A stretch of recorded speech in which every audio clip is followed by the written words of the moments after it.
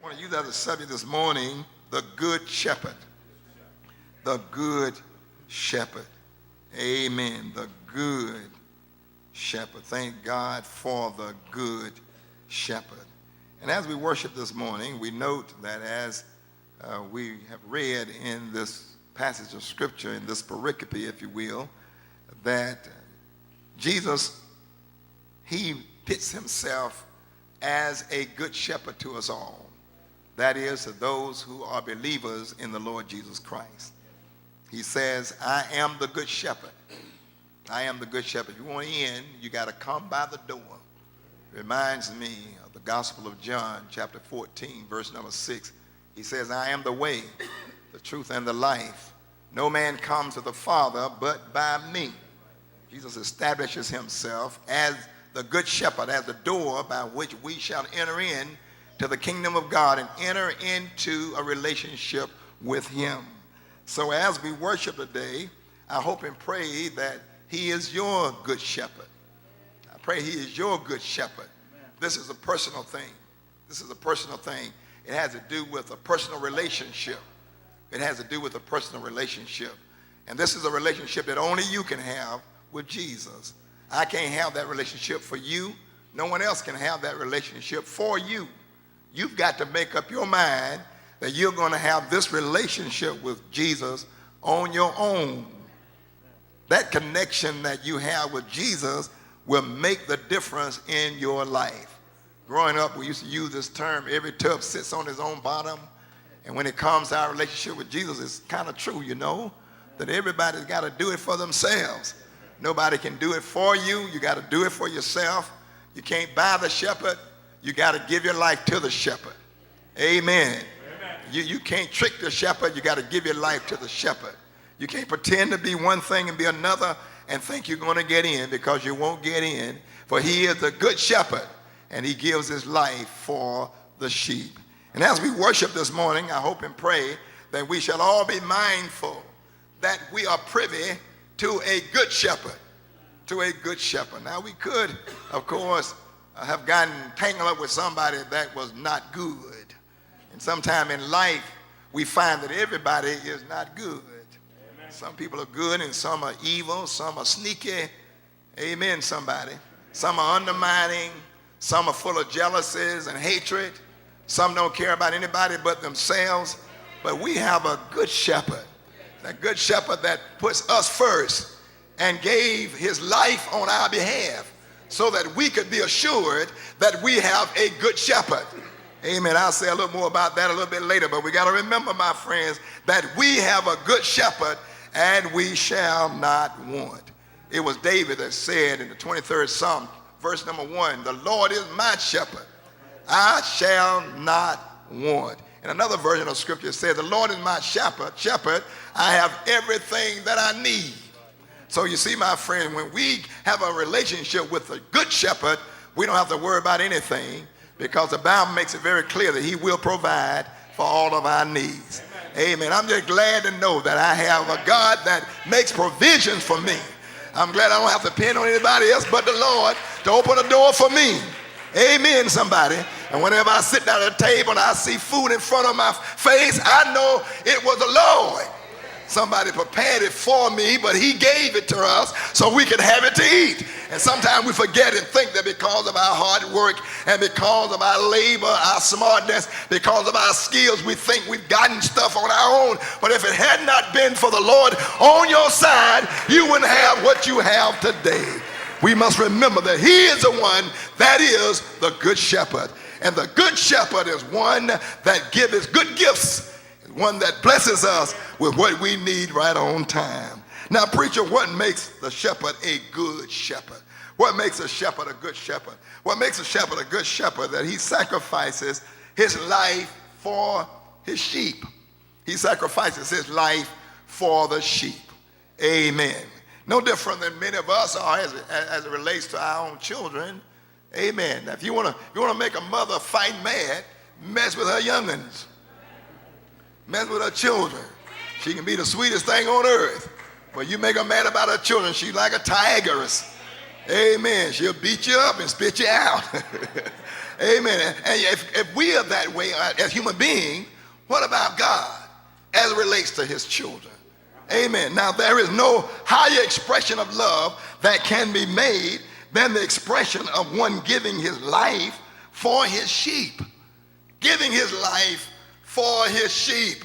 What greater expression can you have of love? I don't know of another one. Do you? Amen. That he laid down his life for his friends being that of you and me and other believers who believe in the Lord Jesus Christ. How do we know he's a good shepherd? Because he sacrifices his life for the sheep. Look at verse number 11 in the text. And it will say, I'm the good shepherd. The good shepherd, he says, giveth his life for the sheep. And then secondly, what makes a shepherd a good shepherd is that he knows his sheep. He knows his sheep. He knows his sheep. He knows the heart of his sheep. He knows the mind of his sheep. Amen. He knows the gifts of his sheep. He knows the kindness of his sheep. He knows his sheep inside and out because he is the good shepherd. The good shepherd has a divine quality that we don't have. The good shepherd is one that knows all things. He knows all about you and me. He knows about Mount Moriah Baptist Church. He knows about the pastor. He knows about the deacons. He knows about the membership. He knows all of us. So that's why I tell people all the time, when you come before God, you might as well come transparent. You might as well come straight. And you might as well come honest, because you can't hide anything from God. Amen. Just be who you are when you come before God, and God will hear your cry. He will hear. He knows his sheep. He knows his sheep. He knows every sin we've committed. He knows every good deed we've done. He knows every backbiting situation that we have created. He knows everything. He knows when we throw a rock and hide our hand. God knows everything. He knows about us. He knows everything about us more than we know about ourselves. Sometimes we don't know ourselves as well as we think we do, but God knows everything. He has an x-ray. He can see all the way through us. Amen. And when we think we've gotten away, God's eyes are right upon us. When we think we've done that dirty trick and nobody knows about it, God knows all about it. When we have been a play hater, God knows about it. He knows about it. God knows all about it. When we turn our backs on his church and we turn our backs on his sisters and brothers, God knows all about it. God is a God that knows everything. And God knows about you, and he knows about me. What makes him a good shepherd? He knows his sheep. He knows his sheep. He knows when our hearts are heavy. He knows when we suffer in silence. He knows when we try to carry it all on our shoulders and try to make it by ourselves. He knows all about that. He knows about our sickness. He knows about that cancer. He knows about that kidney problem. He knows about that heart problem. He knows about that need of a mind regulator. He knows all about it. You can't hide anything from God. If you don't believe it, ask Jonah about it. And Jonah will tell you, I tried to get away from God. God called me to go to Nineveh. I didn't want to go to Nineveh, so I went my own way.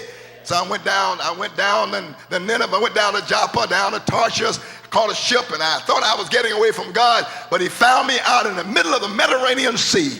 And when I thought I was getting away, I was only floating myself right on into his hands.